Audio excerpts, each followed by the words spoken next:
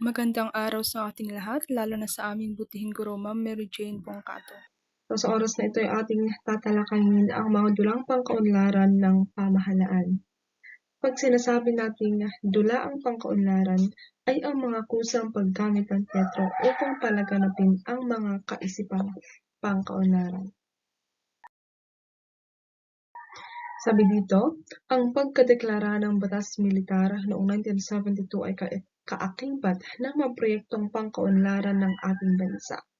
Napatunayan ng mga mandudulan na ang dulaan ay isang mabisang instrumento sa paghahatid ng mga mensahe na may kinalaman sa maunlad na kaisipan tungo sa maunlad na pamayanan. So, diyan mababasa natin yung kahulugan ng dulaang pangkaunlaran. Ito ang kusang paggamit ng teatro upang palaganapin ang mga kaisipang pangkaunlaran. Ating balikan yung pinagmulan ng dulaang pangkaunlaran. So, sinasabi diyan na ang dulaang pangkaunlaran ay hindi lamang nagsimula noong dekada 70, kundi ay noon pa mang panahon ng mga katutubo. Ang mga ritual noon ay naging mabisang instrumento ng mga adhikain at mithiin na may kinalaman sa pang-araw-araw na kabuhayan ng mga tao. Ganito rin ang tinutungo ng mga dulang panlansangan na palasak noong dekada 60. Gayon din ng dulaang pangkaunlaran. So, nung mga panahon na itinataguyod ang dulang panlansangan at dulaang pangkaunlaran, nanguna sa mga proyektong ito ang PETA, Sining Kambayoka, Teatro Obrero, Dulaang Panlingkod Bayan, at Dulaang Kabataang Barangay. Mamaya ay ating isa-isahin kung ano ang mga grupong ito at kung sino-sino yung mga sangkot na nagpatakbo ng mga grupong ito. Sa PETA ay itinampok ang Itay Kain na Tayo, na kung saan ay itinaguyod ng National Media Production Center at Commission on Population. Isinulat ni Tom Adrales at Bey Vito. Ang dulang ito ay tungkol sa pagpaplano ng pamilya. Ang Sining Kambayoka naman ay itinampok ang Ambon, Ulan, Baha. Ito ay isang improvisasyon na idinirehe ni Frank G. Rivera na naglalarawan ng mga masasamang epekto ng walang habag na pagputol ng mga punong kahoy. Ayan. Ang dulang nabanggit ay kinomisyon ng Ministry of Natural Resources at National Media Production Center noong 1978.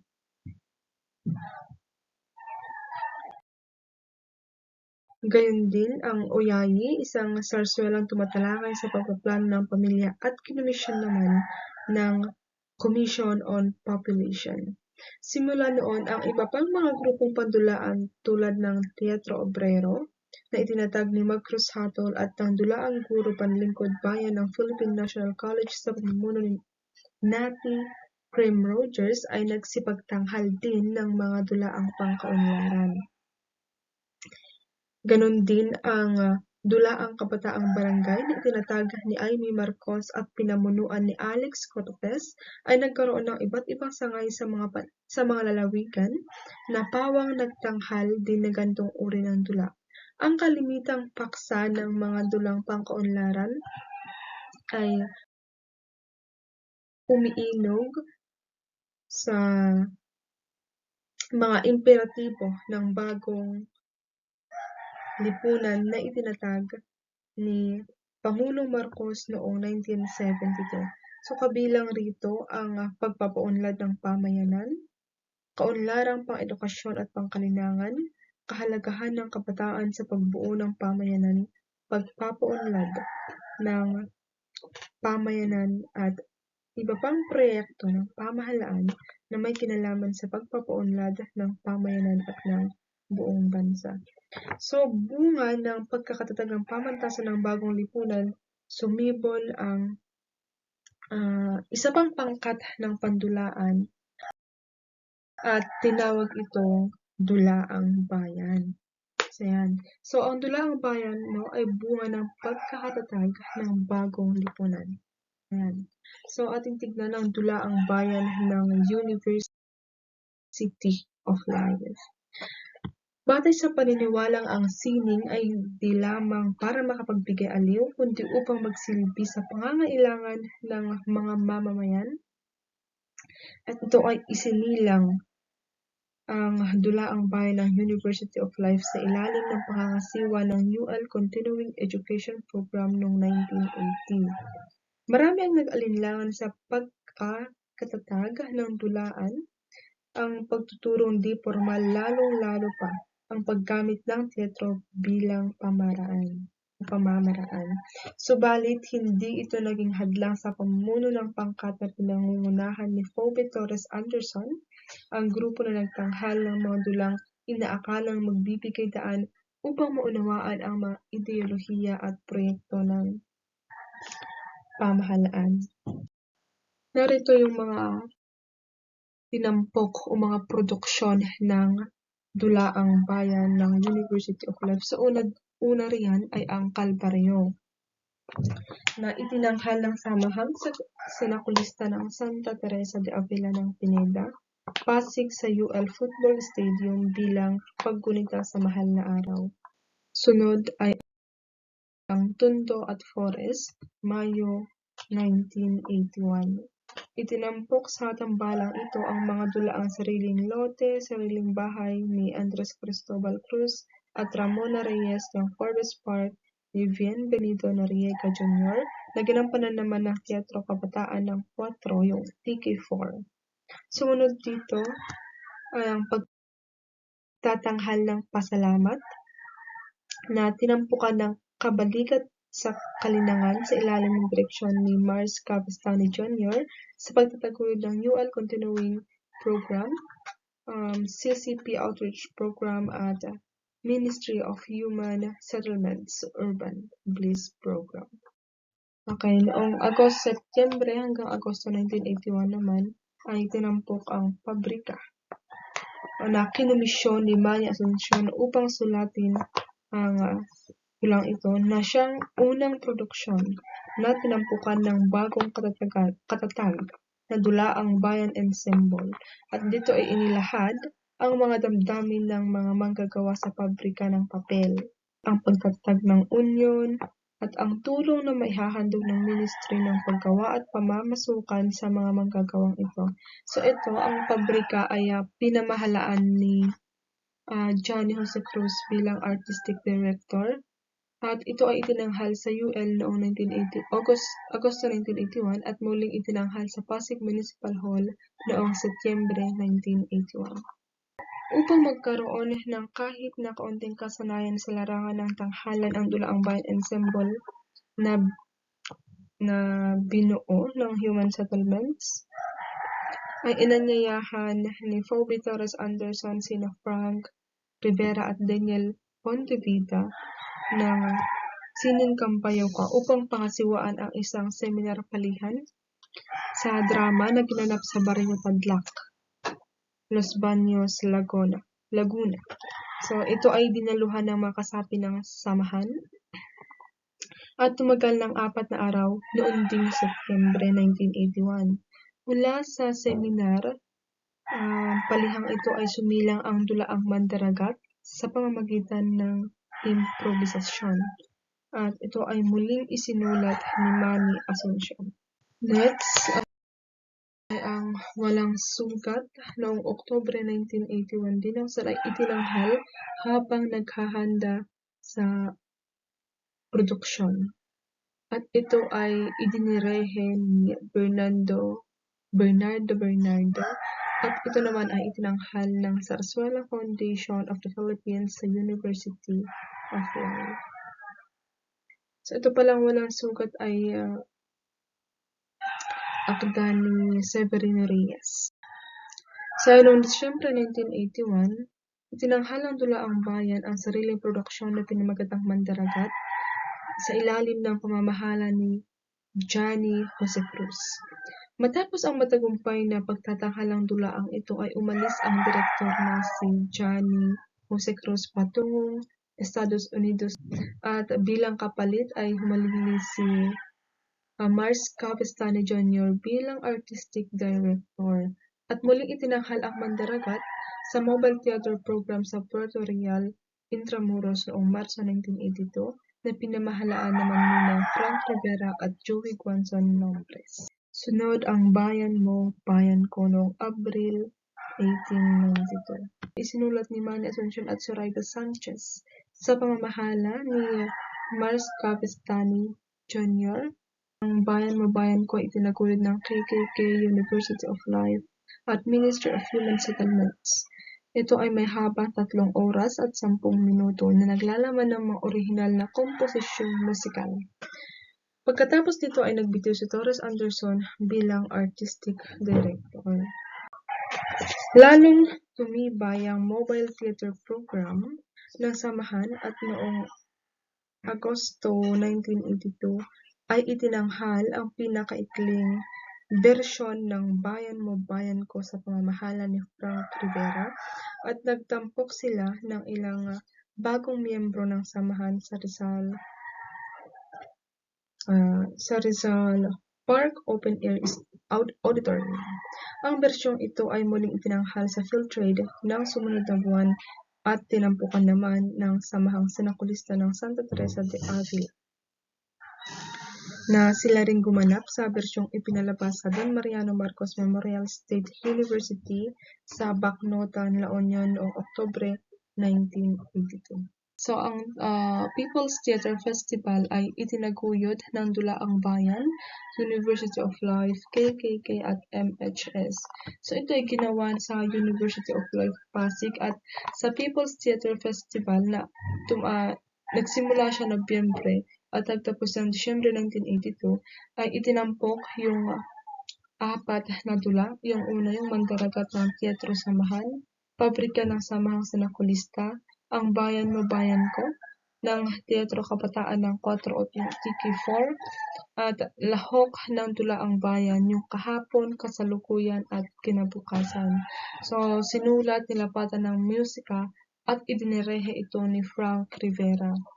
So, dito sa People's Theater Festival ay tinalakay ang isyu ng KKK at inihambing ang katipunan noon at katipunan ngayon. Sa ilalim ng Dulaang Bayan ay may 3 taong nakilala. Una riyan si Phoebe Torres Anderson, na kung saan ay kinilala siyang ina ng Dulaang Bayan dahil siya ang nagsilang ng pagbubuo ng samahang pandulaan bilang makinarya ng Continuing Education Program ng University of Life. So, siya ay nag-aral at nagtapos sa Estados Unidos bilang scholar. At siya rin ang namuno sa Continuing Education Program ng University of Life. So, bukod sa pagiging abala niya sa kanyang gawain sa nasabing institusyon, ay nakukuha pa rin niyang lumikha ng mga awitin at musika para sa produksyon ng Dulaang Bayan. Ang kanyang mga awit ay itinampok sa Pabrika, Mandaragat at Bayan Mo, Bayan Ko, na siya rin ang sumulat ng kwentong pinagpatayan ng dulang isinulat naman ni Manny Asuncion at Zoraida Sanchez. Ang talinong ito ay hindi nakapagtataka sa isang administrador na gaya niya sapagkat si Phoebe ay nagkaroon din naman ng karanasan sa tanghalan ng Universidad ng Pilipinas. Nakalabas na rin siya sa mga produksyong pinamahalaan ni Ben Cervantes tulad ng Guys and Dolls at Citizen 1. Kay sunod natin kilalanin si Johnny Jose Cruz, isang tubong sa Barasoy, Malolos, Bulacan. Bata pa lamang ay mahilig na sa drama at panonood ng pelikula. Namanan ni Johnny Jose Cruz ang hilig sa lolo niyang si Melito, isang direktor ng mga skit at drama tuwing piyesta. Si Cruz ay lumaki sa istriktong katolikong paaralan at pumasok naman siya sa mga seminaryo at nagtapos ng A.B. Philosophy sa San Carlos Seminary. Si Johnny Jose Cruz ay natuklasan niya yung hilig niya sa pagdidirehe noong 1966 noong nasa loob siya ng seminaryo. Bagamat walang formal na pagsasanay at edukasyon sa larangan ng teatro, sinubukan niyang sumulat at mamahala ng isang operata na pinamagatang Old Black Tube. Simula noon ay naging tagapangulo siya ng Immaculate Conception Drama Guild at ng San Carlos Community Theater, bagay na nag-udyok sa kanya upang magpasa ng mga aklat tungkol sa drama at sining ng tanghalan. Nanood ng mga production ni Cecil Gidotes sa Fort Santiago at mga dulang musikal sa St. Paul's College sa ilalim ng pamamahala ni Padre Reuter. Bunga nito ay idinirehen niya ang Julius Caesar at ang paglilitis kay Mang Serapio sa seminaryo. Sa kanyang pagtatapos ng A.B. Philosophy, lumabas si Johnny sa seminaryo at kumuha ng kursong TV production sa RBS Training Center na noon ay bahagi pa lamang ng Channel 7. Nang lumabas na si Johnny Cruz ay may mga pinamahalaan siyang mga dula. Pinamahalaan niya para sa kalinangan ng lahi sa Cubao ang Lagablab 1896 na tinanghal sa Ateneo, UP at PNC.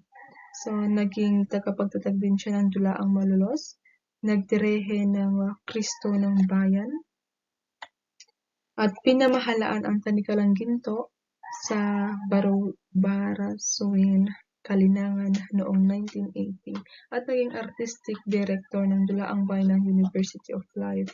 So, dyan ay pinamahalaan niya ang pabrika at mandaragat noong taong 1981.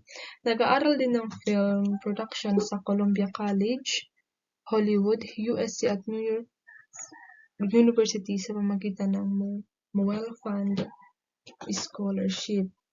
So, ayan, nagtungo siya sa Nueva York upang mag-aral ng pagsulat at pamamahala ng pelikula sa Universidad ng New York. Si ikatlong nakilala sa ilalim ng Dulaang Bayan ay si Marcelino Mars Cavestany na kung saan ay kilala siya sa Palayaw ng Mars at siya ay 7 taong nag-aral sa Philippine Normal College o PNC noong taong 1975 hanggang 1982 at nagtapos ng BSc English at kumuha ng unit sa Graduate Certificate in Drama Education and Theater Arts, naging editor ng The Torch at pangulo ng Communication Arts Circle, at naging miyembro rin ng Teachers Community Theater.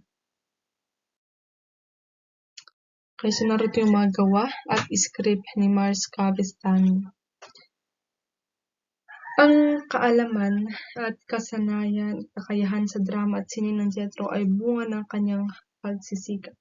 Nakadalo siya sa iba't ibang seminar palihan na nang malaunan ay naghatid sa kanya upang mapabilang sa ilang mandudulang may sapat na kaalaman sa teatro. Siya ay nakatanggap ng gantimpala sa script na palabas. Narito rin yung mga halimbawa ng mga script na ipinalabas niya sa telebisyon, yung Hindi Ikaw, Sugat Maghilom May Balantukan, Bukas, Ang Dayuhan, Kumaong Bayan, Huling Kabanata sa Buhay ni Emmanuel, Ang Pagbabalik Bayan, Hugad, Pasasalamat, na kung saan ay kasama niya si Rio Almaditono sa Pasasalamat. Naging eksperto rin siya sa adaptasyon at pagsasalin ng dula. At narito rin yung mga original niyang mga dula. Isang palabas at kami iindak sa himig ng isang punebre. Ang prinsesa sa loob ng bote, Aling Meding, Pasasalamat. Sumibol naman ang Dulaang Kabataang Barangay o DKB na itinatag o samahang itinatag ni Amy Marcos Manotoc. Itinatag ni Amy Marcos noong Abril 1977, binuo mula sa mga kasapi ng kabataang barangay na mahilig sa teatro. Nagsilbing huwaran ang unang DKB sa Metro Manila para sa iba pang DKB sa buong bansa. 6 na araw na pagsasanay sa theater arts sa National Arts Center Makiling na pinangasiwaan ni Tony Mabesa Anton Juan Jr., Amelia Lapilla, Bonifacio at Monino Duque. So narito yung mga unang produksyon ng DKB. Una ay ang Pantomima de Mascaras o Itim na Aso. Mula kina Padre Burgos at Virginia Moreno na idinirehe ni Anton Juan Jr. May katwiran ang katwiran ni Rolando Pino, sa direksyon naman ni Joey Ocampo. Itinanghal din sa First ASEAN Youth Folk Art Festival o CCP noong Hunyo 1977. At inanyayahan ang mga pangunahing samahang pangkabataang mandudula sa Pilipinas at Asia. Sa paglawak naman ng dulaang kabataang barangay sa bansa, ito ay naging aktibo sa bayan ng Legazpi, Albay, Sorsogon, Cavite City, Batangas City, Indang, Cebu City, Iloilo, Davao, Romblon, Calbayog at Samar. So patuloy na nagsasagawa ng seminar palihan sa iba't ibang lugar. Pinakalayunin ng kabataang barangay na payabungin ang kulturang Pilipino, paunlarin ang diwa ng nasyonalismo, patatagin ang dulaan bilang saligan ng Pilipinong diwa. So sa ilalim ng DKB ay ating kilalanin si Amy Marcos Manotoc na siya nagtatag ng DKB. So si Amy ang unang o panganay na anak ng dating Pangulo Ferdinand Marcos. Pinamahalaan niya ang mga proyektong pangkaunlaran ng kabataan tulad ng kabataang barangay at nahubog siya sa teatro simula edad 12. Natuklasan ni Zenaida Amador ng Repertory Philippines, si Amy. Una niyang malaking papel, yung Mother Courage bilang Catherine at si Amador naman bilang ina, si Zenaida Amador. Okay, so yan. Sa pagpapatuloy ng pagsasanay ni Amy sa teatro, nag-aral noon sa Assumption Convent, ngunit patuloy na nagpapantay sa teatro. Dumalo sa Repertory Philippines Workshop sa Baguio sa edad na 14. Plano nilang muling magtanghal ni Zenaida Amador, ngunit ipinadala na siya sa Inglaterra upang mag-aral sa Princeton University sa New Jersey. Pagbalik naman niya ng Pilipinas, itinatag niya ang kabataang barangay. Lumabas sa Hocus Corpus ng IMF Cultural Festival bilang Lady Rompers. Si Amy Marcos ay lumabas sa mga iba't ibang dula gaya ng Diary of Anne Frank na kung saan ay gumanap siya bilang Anne Frank at tumanggap ng papuri mula sa mga kritiko. Nariyan din ang Kitten Syndrome ng Repertory Philippines, The Glass Menagerie na idinirehe ni Joey Gosiang-Fao. Nagtatag ng dulang kabataang barangay matapos ang sarya ng kanyang pagganap. So isa sa unang produksyon ng DKB ay ang Santa Juana ng Coral na salo ni Virgilio Almario mula sa St. Joan of Stockyards, Midrich at sa direksyon naman ni Anton Juan. Kaya sunod natin talakayin ang Teatro Obrero. So ang Teatro Obrero ay itinuring na isa sa mga pangunahing pangkat pandulaang nagpalaganap sa tinatawag na dulaang pangkaunlaran. Nagsimula ito noong Mayo 1977 na ang National Media Production Center ay nagkaroon ng pambansang kilusan sa teatro na itinatag at pinangasiwaan ni Mac Cruz Hatol. Sa upag-ugnayan na ito ng NMTC at ng Teatro Obrero, nagkaisa sila sa paniniwalang ang teatro ay isang mabisang instrumento sa pangkalinangang kaunlaran, gayon din ito ay nakatutulong ng malaki sa pagpapalaganap ng ideya at kabatirang pangkaunlaran. Dahil dito na pangkayarian ng NMTC na magsagawa ng eksperimentasyon tungkol sa dulaang pampamayanan tungo sa pangkaunlarang komunikasyon. So ang pangmalawakang layunin ng Teatro Obrero ay ang tumulong sa pambansang kaunlaran sa pamamagitan ng teatro bilang medyum ng komunikasyon. Gayon din, balak nitong tumulong sa pagbuo ng pangkat pandulaan sa iba't ibang bahagi ng ating bansa na ang magiging mga kasapi ay mga mag-aaral, mga empleyado ng pamahalaan at iba pang sektor ng pamayanan upang magbigay kabatiran tungkol sa programang pangkaunlaran. At adhikain din ng pangkat ang paggamit ng teatro sa pagpapalaganap ng mga saloobing panlipunan at pangkalingang Pilipino. So, sa ilalim ng Teatro Obrero ay itinampok ang mga paksa na pumapasa sa mga proyektong pangkaunlaran gaya ng pagpaplano ng pamilya, nutrisyon, wastong pag-uugali, pangangalaga ng katawan, pagpapahalaga sa likas yaman, bawal na gamot, reformang pansakahan, pagpapahalaga sa mga may kapansanan.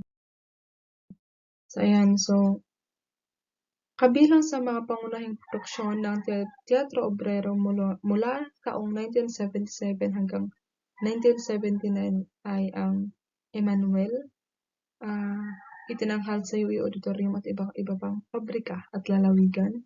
Nariyan din ang palabas ni Suwan, Nagkalokohan, Malaya ang Paru-Paro, Amado Mercado, Magsasakang Pilipino, Tag-ani, Pamilya di Masupil, Walang Makapigil, Alingas-ngas, Kayamanang Lumipad, Kasi Babae Raw, Si Malakas at Si Maganda, Tusuman ang Matsing, Sawarin Ninyo, Dugtong-dugtong, Tulong-tulong, Hibag, Ang Magsasaka sa Bawat Panahon, Dito po sa amin. Francisco, Kapatid ng San Sinukob, Urinola, Ang Pag-ibig ni Mario, Palusugan, Himagas, Tibok-tibok, Ang Mga Kahindik-hindik na Pakikibaka ni Juan Tamad. Sa ilalim ng Teatro Obrero ay nakilala si Mag Cruz Hatol, isinilang noong Oktubre 20, 1955 sa Manila, nagtapos ng BA Interdisciplinary Studies noong 1977 at MA Filipino Literature noong 1976 to 1978 sa Ateneo de Manila. Tinagurian siyang Jack of all trades dahil sa talento sa iba't ibang sining. Nag-aral ng pagdidirehe, pagsulat ng script at pagsasalin.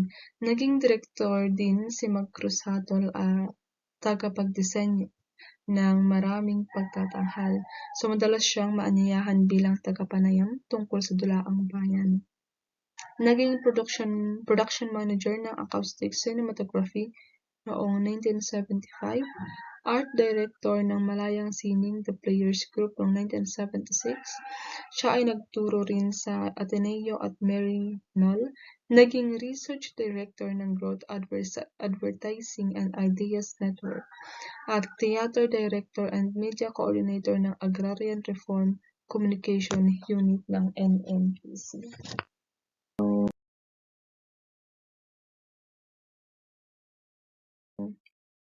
Hindi namang alamin kung ano ang Harambee Folk Development Theater. So ito naman ay ang Harambee Folk Theater naman ay itinatag sa Leyte State College, Tacloban na pinamunuan ni Professor Christian Gonzaga. Sa Harambee Folk Development Theater ay itinampok ng mga dulang waray katulad ng Hain-an Katadungan, sa Ingles Where is Justice, Surupatyon, A Riddle, Harambee o yung Unity ni Prof. Christian Gonzaga. Oo, amay kita pero, sa Ingles, Yes, You're My Father But, at ang Hain-an Kapawa o sa Ingles ay Where is the Light. Sa ilalim ng Harambee, may mga mahalagang production sila, gaya ng Ang Usikan nga Magtiayon noong 1982. Ito ay patungkol sa basura at enerhiya, itinanghal sa 10 barangay. Ang Harambee, Papel ng Kababaihan sa Kaunlaran, ang boning-boning na tuod ka ba o konserbasyon ng kagubatan.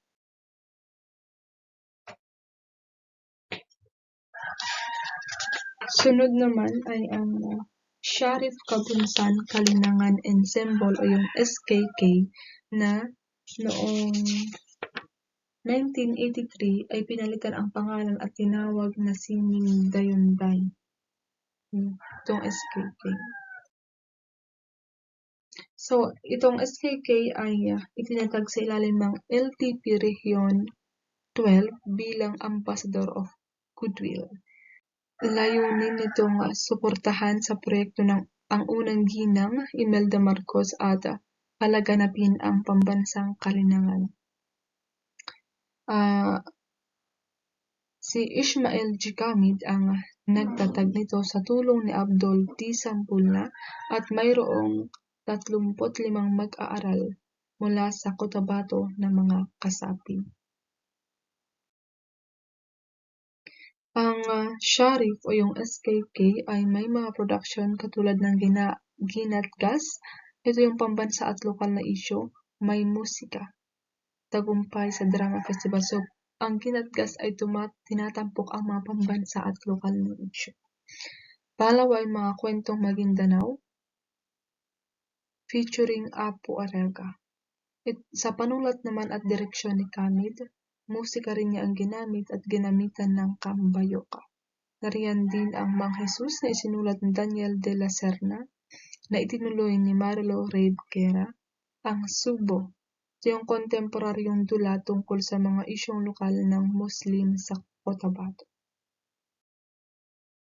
Okay, so yan nabanggit ko kanina noong 1983 ay napinalitan na ang pangalan ng SKKE at naging Sining Dayunday.